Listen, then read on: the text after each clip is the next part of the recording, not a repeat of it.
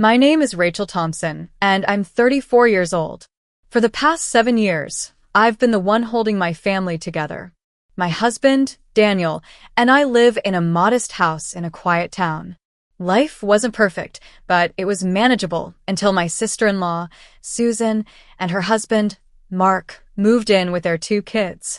It all started 3 months ago when Susan showed up at our doorstep with bags in hand. "We've hit a rough patch," she said, her voice shaky.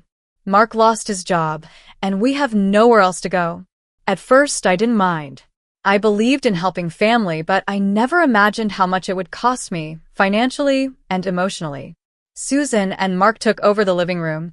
Their kids claimed the spare bedroom, and suddenly, I felt like a guest in my own home. Things got worse when they started acting like I owed them everything. They expected me to cook their meals, clean up after their kids, and pay for all the bills.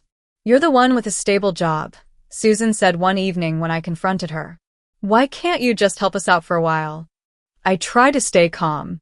"I've already helped by letting you stay here," I replied. "But I can't do everything for you. You need to pitch in." Susan's face turned red with anger. "So, you want us out on the streets?" she snapped. "You think you're better than us because you've got a job?" Mark chimed in. "Maybe if you were more understanding, we wouldn't have to be here in the first place." Their words stung, but I stood my ground. "This isn't about being better than anyone," I said firmly. "It's about fairness. I've been paying for everything, and I can't keep doing it." When Daniel came home that night, I thought he'd back me up, but he didn't. Instead, he stayed quiet, avoiding any confrontation. His silence felt like a betrayal. Over the next few weeks, things only got worse. Susan's kids trashed the house, leaving toys and crumbs everywhere. Mark spent his days lounging on the couch, watching TV, while Susan found new ways to criticize me. My patience was wearing thin. The breaking point came one evening when I overheard Susan talking to my mother-in-law on the phone. "Rachel's so selfish," she said loudly enough for me to hear. "She doesn't care about family. She just wants to make us feel like garbage." When I confronted Daniel about it, he shrugged. "What do you want me to do?" he said. "They're family." That's when I realized I was completely alone in this. No one was going to stand up for me, not even my husband. So I made a decision. If they didn't appreciate everything I was doing, I would stop doing it altogether. The next morning, I called a family meeting. "I've made up my mind," I announced.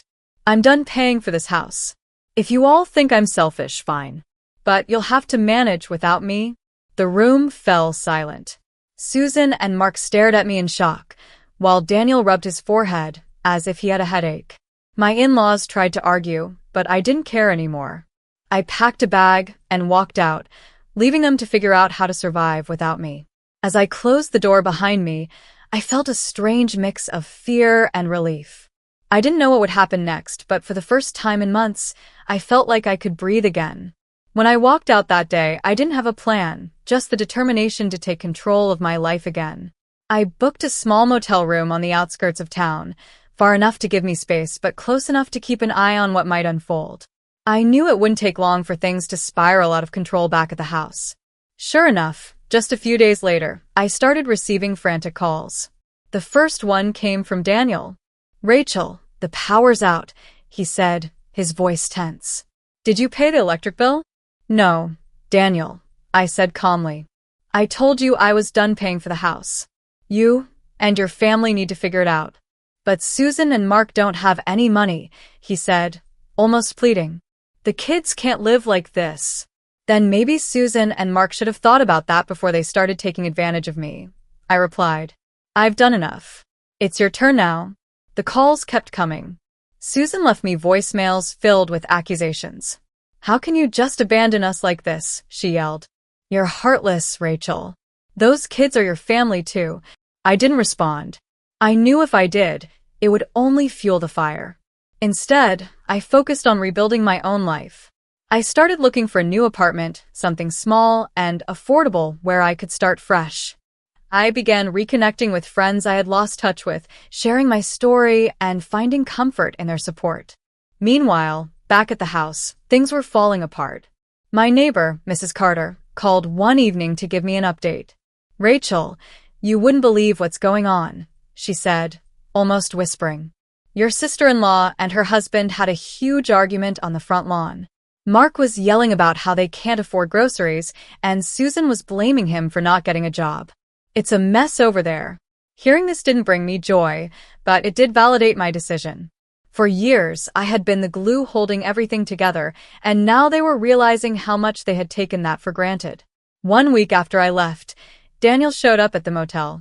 He looked tired, his shirt wrinkled, and his hair disheveled. Rachel, we need to talk, he said, his voice softer than I had expected. I crossed my arms and leaned against the doorframe. What is there to talk about, Daniel? I told you I was done.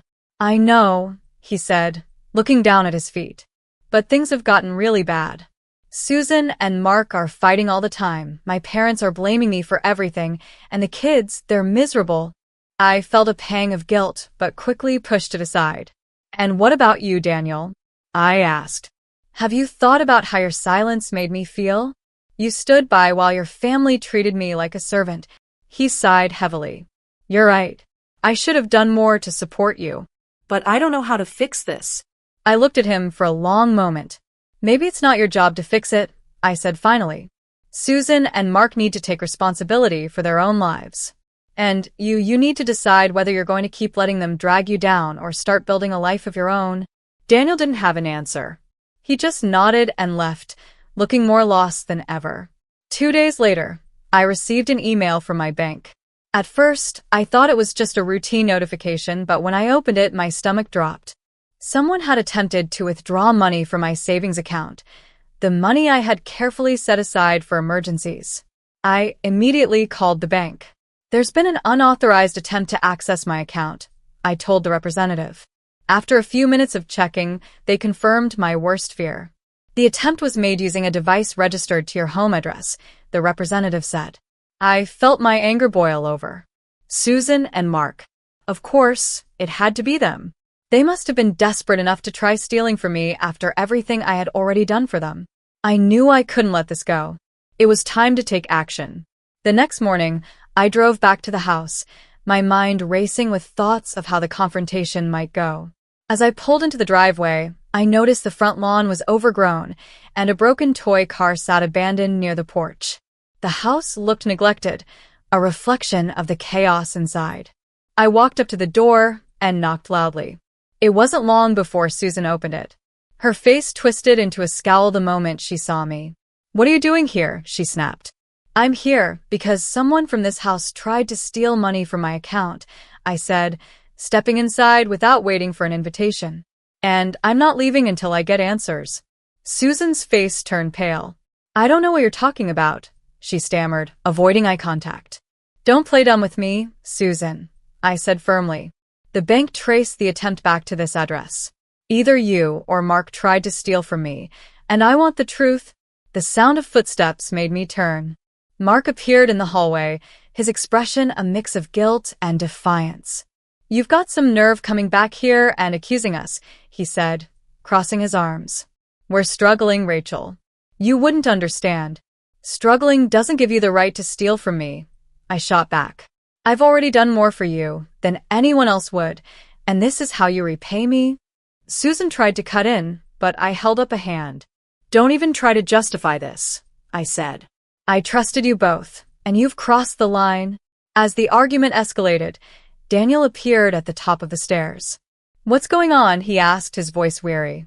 Your sister and her husband tried to steal from me, I said, pointing at them. Did you know about this? Daniel's face fell. No, of course not, he said, looking genuinely shocked. Susan, is this true? Susan's eyes filled with tears. We didn't have a choice, she said, her voice trembling. The bills are piling up and the kids need things. What else were we supposed to do? How about getting jobs and taking responsibility for your own lives? I said, my voice rising. You've been living off me for months, and now you're trying to take what little I have left. Enough is enough. Mark's defiance crumbled, and he slumped into a chair. We didn't mean for it to go this far, he mumbled. We didn't know what else to do. I turned to Daniel. This is your family, Daniel. What are you going to do about this? He looked between me and his sister, clearly torn. Rachel's right, he said finally. This has to stop. Susan, Mark, you need to leave. I can't let you keep destroying what's left of my marriage. Susan's tears turned to anger. You're choosing her over your own family? She shouted. After everything we've been through? I'm choosing to stop enabling you, Daniel said firmly. It's time you stood on your own feet. Before leaving, I made one final stop in the living room, where I noticed an open folder on the coffee table. Inside were documents that made my blood run cold, papers indicating Susan and Mark had been trying to take out a loan using the house as collateral. The house was in my name, and they were attempting to forge my signature. I picked up the folder and turned to Susan. I'm taking this to the police, I said. You've gone too far this time. Susan's face crumpled as she realized the gravity of her actions. Please, Rachel, don't do this, she begged. We'll leave. We'll pay you back, I promise. It's too late for promises, I said coldly. Actions have consequences. That afternoon, I filed a police report, providing the documents as evidence. Susan and Mark were charged with attempted fraud and theft. The process wasn't easy, but knowing they would finally face the consequences brought me some peace. As for Daniel, he begged me for another chance, promising to never let his family interfere in our lives again. But I wasn't sure if I could trust him after everything that had happened. In the end, I decided to move forward on my own. I sold the house and used the money to start fresh in a new city. It wasn't the life I had imagined, but it was mine, and for the first time in years, I felt truly free.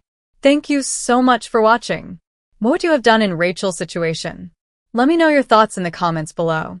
Don't forget to like this video, share it with your friends, and subscribe to the channel for more incredible stories like this. Hit the notification bell so you never miss an update. Until next time, take care and stay strong.